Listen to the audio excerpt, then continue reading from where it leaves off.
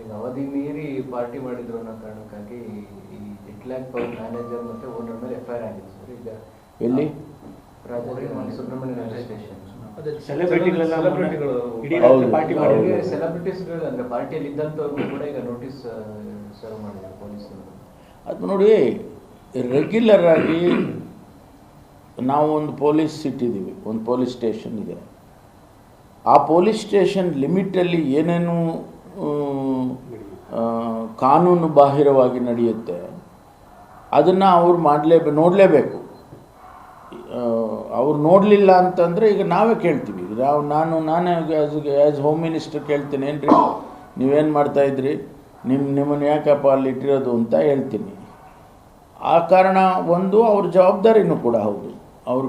ಅವ್ರಿಗೆ ಈಗ ಇಂಜಿನಿಯರಿಗೆ ಒಂದು ಕೆಲಸ ಕೊಟ್ಟಿರ್ತಾರೆ ಬೇರೆ ಡಿಪಾರ್ಟ್ಮೆಂಟಲ್ಲಿ, ಪೊಲೀಸ್ ಡಿಪಾರ್ಟ್ಮೆಂಟ್ನಲ್ಲಿ ಏನು ಕೆಲಸ, ಇದೇ ಕೆಲಸ ಅವ್ರದ್ದು. ಅದನ್ನು ಅವರು ಅಚ್ಚುಕಟ್ಟಾಗಿ ಮಾಡಬೇಕು. ನಾವು ಮೀಟಿಂಗ್ಗಳು ತೊಗೊಂಡಾಗ ಅವ್ರಿಗೆ ಜೋರಾಗಿ ಹೇಳ್ತೀವಿ, ನೋಡಿ ನಿಮ್ಮ ಏರಿಯಾದಲ್ಲೆಲ್ಲ ಏನಾರಾದರೆ ನೀವೇ ಜವಾಬ್ದಾರರು. ಈಗ ನಾನು ಮೊನ್ನೆ ಕಳೆದ ಮೀಟಿಂಗಲ್ಲಿ all DCPs you are only responsible ಅಂತ ಹೇಳಿದೆ. ಹಂಗೆ ಹೇಳಿದ ಮೇಲೆ ಅವರು ಮಾಡಲೇಬೇಕಲ್ಲ. ಸೊ ಹಂಗಾಗಿ ಅವರು ಮಾಡಿರ್ತಾರೆ. ದೊಡ್ಡ ಸೆಲೆಬ್ರಿಟಿಗಳಿದ್ರು ಸರ್, ಬಟ್ ಅವರ ಹೆಸರನ್ನ ಎಲ್ಲೋ ಒಂದು ಕಡೆ ಇಲಾಖೆಯವರು ಮುಚ್ಚಾಕ್ತಾ ಇದ್ದಾರೆ ಅನ್ನೋದು ಇರುವಂಥದ್ದು. ಗೊತ್ತಿಲ್ಲ ನನಗೆ ಗೊತ್ತಿಲ್ಲ ಹೆಸರುಗಳು. ಅದೇ ಸರ್, ಅವರು ಯಾರು ಬಂದಿದ್ರು ಯಾರು ಹೋದ್ರೋ ಗೊತ್ತಿಲ್ಲ. ಅದೆಲ್ಲ ಮಾಡಿರ್ತಾರೆ ಅವ್ರುಗಳು.